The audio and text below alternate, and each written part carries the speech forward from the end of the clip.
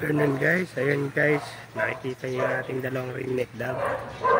Nilagyan ko yan ng mga balat-balat na tuyo ng humalunggay at saka damo-damo na ano para hakutin nila at gawing pugad, kasi yung kaninang nilagay ko ng mga tuyong damo ay nilagay na nila dun sa ano, sa pugaran nila guys. So ibig sabihin talaga malapit na yung mga itlog, parang kalapati kung makikita nyo. Ayun guys, kung makikita nyo dyan, ayun yung mga ano yun dyan sa loob na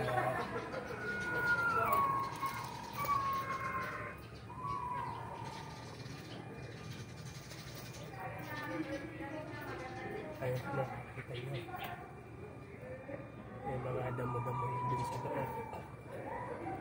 So yan, naghahakot sila. So sana next week magkaitlog na yan sila.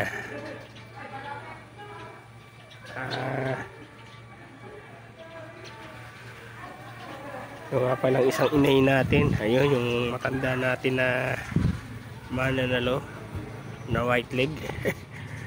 Ay nangitlog na, nag-umpisa na mag-itlog kanina guys.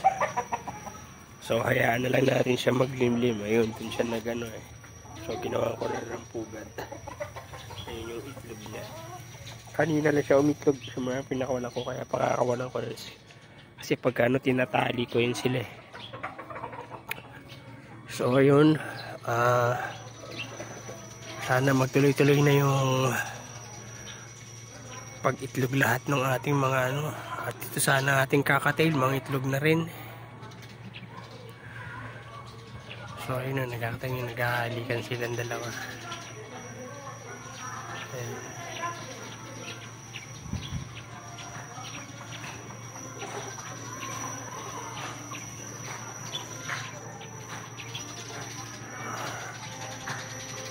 So, sana magtuloy-tuloy na yun sila, mga itlog, pati itong dalawa natin dito maliit. Ano natin, ito binata na rin kasi ito ano, pag ano humuhuni na yan eh. Yan yan, lalaki natin na yan guys, nahuni na yan. Pag ano, nagpapakuto na tong kapatid niya, yung sabihin na paparis na silang dalawa. Kasi para mga yung normal na kalapati lang din yan guys. Pag na once na pumaparis na sila sa ano yan, kinukutuhan nila yan pagka magkatabi sila. Kumbaga yun yung ano nila na bonding time nila, magkutuhan-kutuhan. So ayun, sana mga ano na para pagka ano dumami na uli sila. So baka yung sa susunod guys, pagka ano doon na kung hindi pa magagamit yung naandun sa kabilang lote, yung pinagtataniman natin ng mga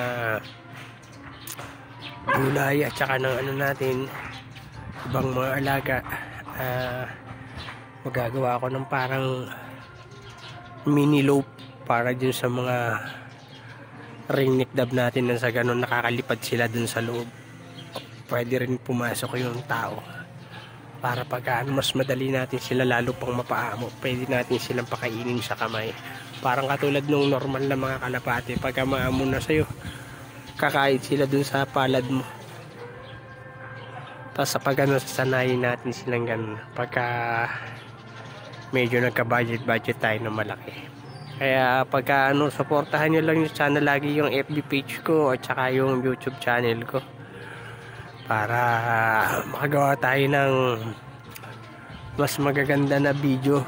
Hindi puro dito lang sa cellphone na gamit ko, kasi maganda rin talaga yung mga ano ka nang meron kang ibang mga gadgets na gamit para mas maganda yung mapapanood ng mga ano natin, followers tsaka ibang viewers.